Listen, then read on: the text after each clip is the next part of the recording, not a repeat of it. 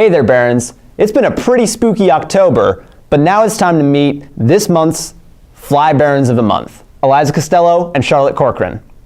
So you guys are in a band called the Arsonists Club. Yes. What does that name mean?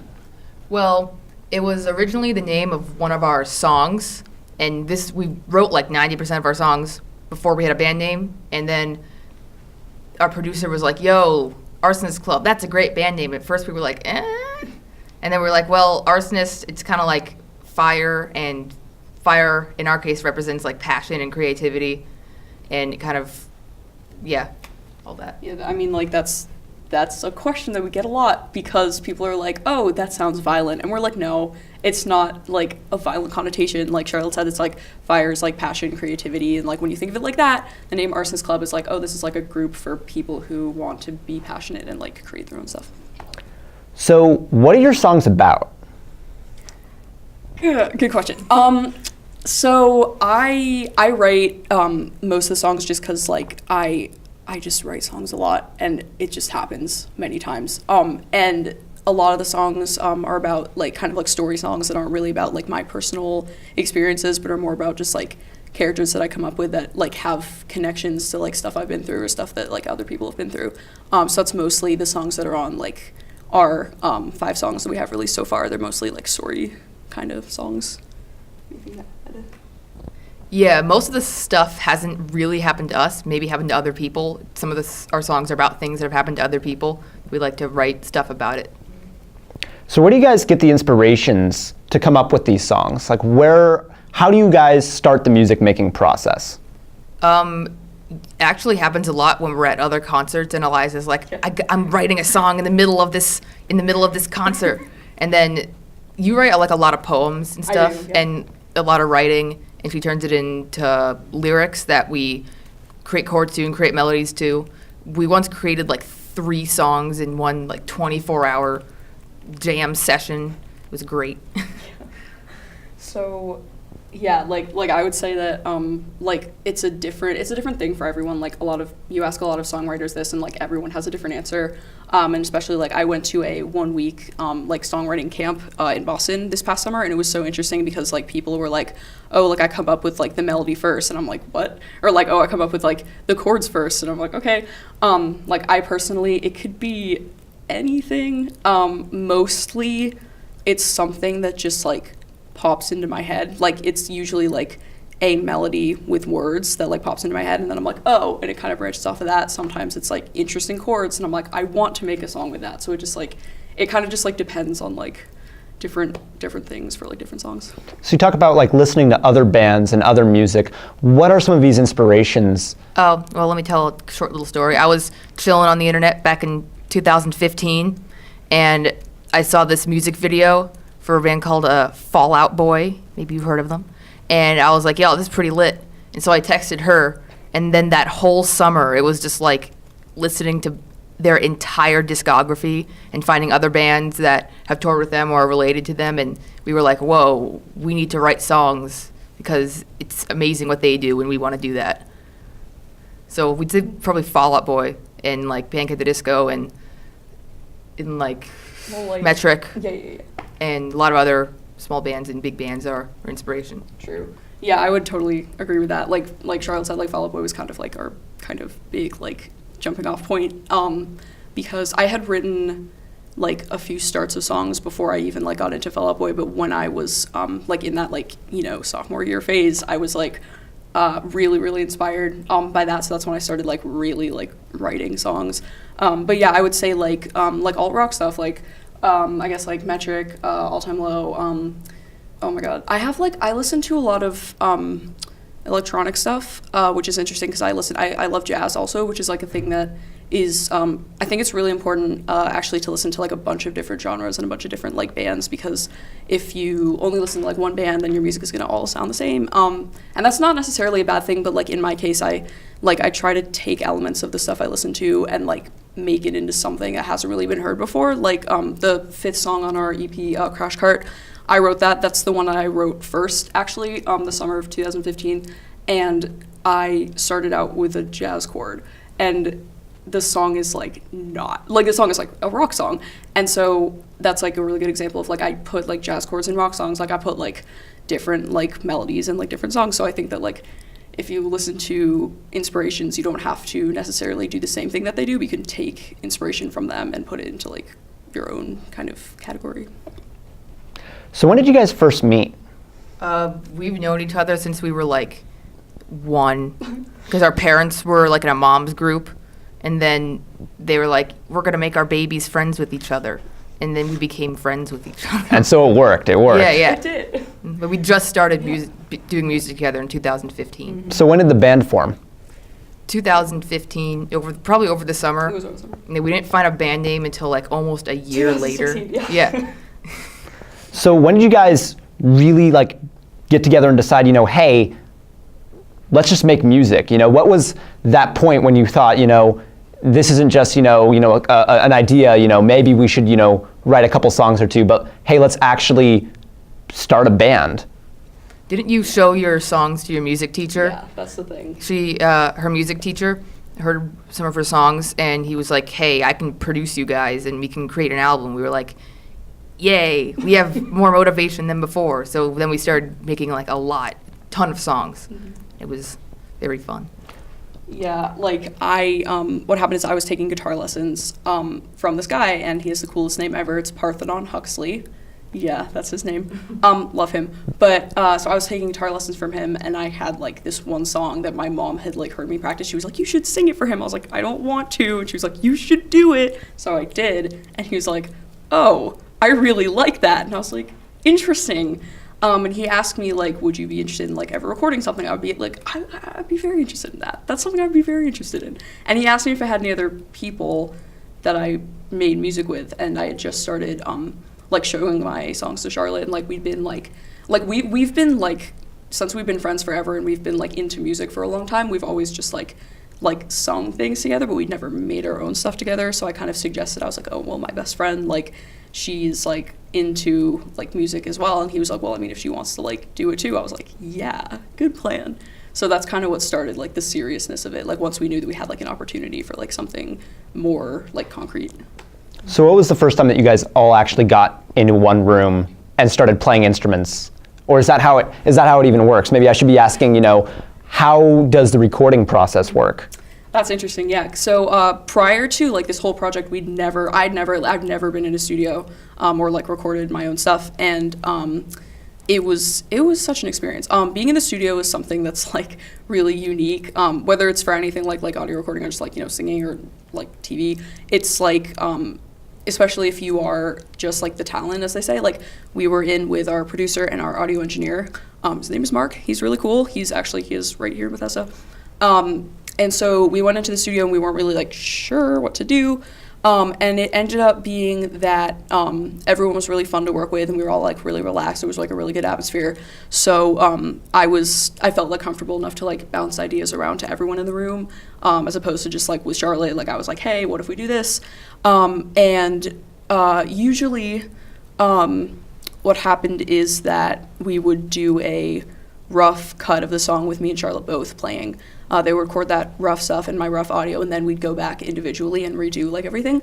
So that was how it went, and though it seems kind of like separated from each other, it was a really, really amazing experience when we hired a drummer for this first album before we met our current drummer. And so he was amazing. His name is Ricky, and he was just so good. Like I did my first like scratch track, and he did the drums for it, and me and Charlotte were like, oh my god, like this is so cool, like this is just what I like heard in my head. So that was like a really amazing like moment for us. We were like, this is like actually happening, like some guy is like playing drums for our song. So yeah, it's not really like at least for us, it wasn't really like a singular like we're all playing together moment, but it was like when we heard all of the parts come together, we were like, oh man, this is happening. Yeah, and the studio's right over Vuk, so we went down and got ice cream. That's true. That sounds like a great experience. Have you guys ever taken any classes, music classes at BCC? No, I'm taking piano right now, but other than that, I haven't taken any music classes at BCC. So I would just ask, what is the biggest difference then between music either the clubs or the classes or the different departments at BCC, what's going on at BCC, and what it's like actually doing something outside. Well, at BCC, you probably only have like 1 or 2 class periods to do music, and with like outside bands, you can spend whole nights with each other doing music. And I guess there isn't really there's a guitar class here and there's a drum class. So I guess if you take all those elements, there are a lot of bands at BCC, and if you take a lot of those elements, then you can make a band. And like I said, there are a lot of bands at BCC. So, yeah. Yeah, I would add to that. I've never taken a music class here. Probably my fault. I had too much of a schedule. But I had taken voice lessons for 3 years at my old school, which isn't like a lot compared to like a lot of other people. But that really helped me learn how to sing. Because I mean, it's like a whole thing that a lot of people think like, oh, you just sing, but there's really like a ton of like body mechanics involved with like breathing and stomach and everything. So that was really cool, and I think that that's a difference in that taking classes can sometimes be very informative. And a lot of people, like, well, maybe some people would think like if you take classes, like there's this weird mindset that like taking classes like stamps out creativity, and I think that's not true. I think that taking classes on anything can always help you learn new things, and then it's how you apply them to your stuff that makes it creative. So yeah, I think the biggest difference to me from like taking classes and doing it is that you have to be responsible for yourself and your own time, which is actually very hard. It's harder than it seems, because when you're in a class, it's like, you know, you don't really have the responsibility of like choosing what to do. Like, you know what you're doing, like, you know what you're practicing, and you're not really doing like your own kind of stuff. But then when you have a band and you're responsible for these other people, you're responsible for getting on track, doing your songs, like as you get more advanced, you're responsible for booking gigs and responding to people. So that's like, it's a whole like kind of community group effort that you don't really get when you're in like classes. So you guys talked about booking gigs. You know, what's that like? You know, how many, you know, what's the most interesting experience that's come out of, you know, playing live? Oh, well, when we first played live, it was at a friend's birthday party, and we were like freaking out at first. And usually before gigs, like we played at Jam and Java a couple times, opening for like our producer, and we played at the Electric Maid. That was our first gig, and we played at some Bach to Rock stuff. But the thing that kind of is like very prominent is that in the beginning, you're like, before you go on, you're super, super nervous, and you're like, oh my God, I'm gonna mess up. But like, for some reason, you just, as soon as you start playing, you're like not nervous anymore. And you're like, wow, this is really fun. And you get like way more into it than you do when you practice. You get this like adrenaline rush, and you're like, whoa, I'm gonna play really hard and hurt my finger when I do it. Oh, didn't you bleed? You bled on your bass strings. I bled on my bass string. Yeah. It smells like Teen Spirit. Mm-hmm. So yeah, that first gig was really fun. That was like such an incredible experience I know it was for me. It was probably for Charlotte also. It was just like this really kind of like Charlotte said, like before, this never fails to happen, even though we've performed live a bunch at this point. It never fails to happen that I get almost nauseous with like anxiety, like right before I go on, even like however many times I've done it. And then when I get on stage, it's like this totally like different thing. And it's so weird because like people have, like, some of my friends have told me like, whoa, you seem like you're a different person on stage. And I'm like, well, I kind of am, just because like it's just like it's a whole nother like persona, I guess, that you have to, like, you're in front of all these people and you're playing your music, and it's kind of like, I don't know, it's like it's a really like pure connection. So yeah, that's a really big difference. When you're just like practicing, it's like casual and chill, and then when you're on stage, I guess you can make it a whole big thing, or you could just be like, yeah, this is me and my music, and I'm playing this for people who are gonna like it. And so that's like kind of what like chills me out when I'm performing, is like, I mean, this is like, people came to hear music and I'm providing them with music, so I mean, here, I'm gonna do it. Better like it. You better like it, yeah. No refunds. That's true, that's true. When you guys say, you know, are you ready to rock? You know, you don't care if they're ready. Yeah, exactly. Do it anyway. So clearly we've talked about, you know, how you guys make the music, but, you know, October's been a big month for, you know, you guys. I mean, you've got your music's on Spotify now, your music's on iTunes, you got these neat little CDs we've got here. Talk about that process, you know, how did you guys get there? Oh my God. Okay, so this process was insane. So ever since we started doing this as a professional or like legal thing, it has been a lot of work. It's been really, really eye-opening because this is the case with a lot of things, that once you get into like the industry side of it, you find out a lot of behind-the-scenes stuff that you never really knew had to happen. And it's just there's so much stuff you have to go through. My mom and I met with a like music lawyer, and because we had to make a contract with our producer, that took like a few hours even to just learn like all the stuff in the contract. That was wild. Then there was we had to basically learn what types of royalties there are, and like who like how the songs and performances are like divided up in terms of money, and in terms of like rights and all that. That was a lot. Aside from that, these CDs, we did this through a company called CD Baby, and they're so great. They actually they do distribution physically and online. So they sent us, I still have an entire box of these at my house if anyone wants to have one. I mean, I have so many of them. There's an entire box, and so they send you like a whole big box of these CDs, and then they also distribute it online too. You have to choose which sites you want, like what you want it to be called, your bio, like your songs, and it's very, like, you have to do it very meticulously because you don't want to mess up. But yeah, that took like a few days to complete that process, and then it took a week for them to ship. And I was so excited when I like saw the box. I was like, wow, these are my CDs. Like, this is my music. So yeah, it's worth it, definitely. Just like all the difficulties. So what would you say has been the biggest change or difference, from when you started the band and its inception to, where you guys are right now today? Well, we're both very anxious people, and now we're in front of lots of people, and it's like, whoa, we have to be able to talk to new people and explain stuff to new people and do things that we wouldn't do before because we wouldn't usually get out with all these people.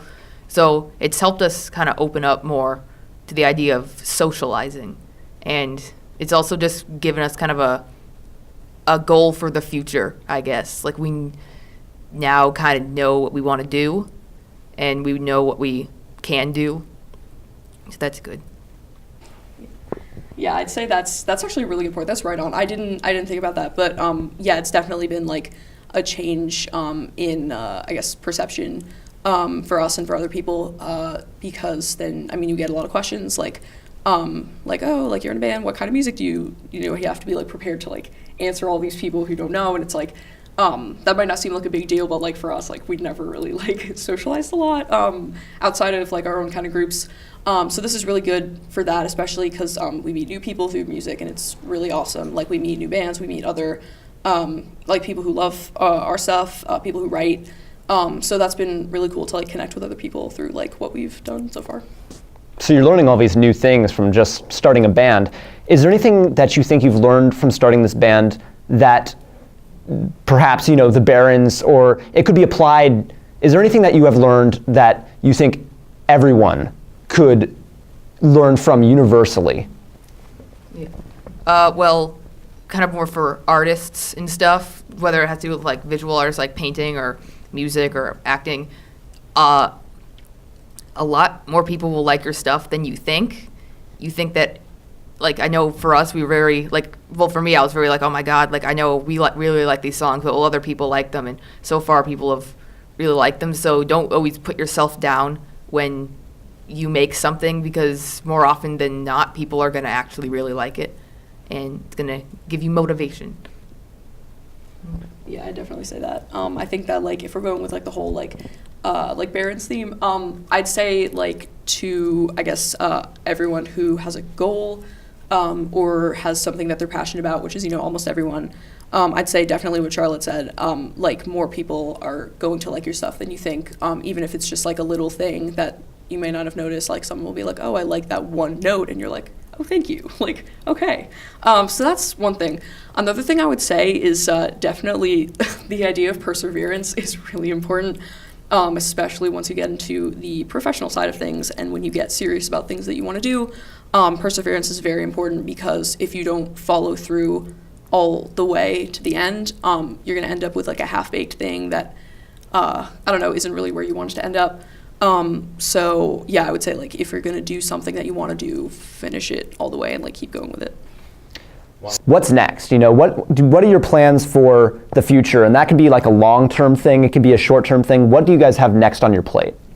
Well, in the very near future, we have an album release party that we're going to be opening for an Uncommon Core at the Barking Dog on November 3rd at 6 o'clock.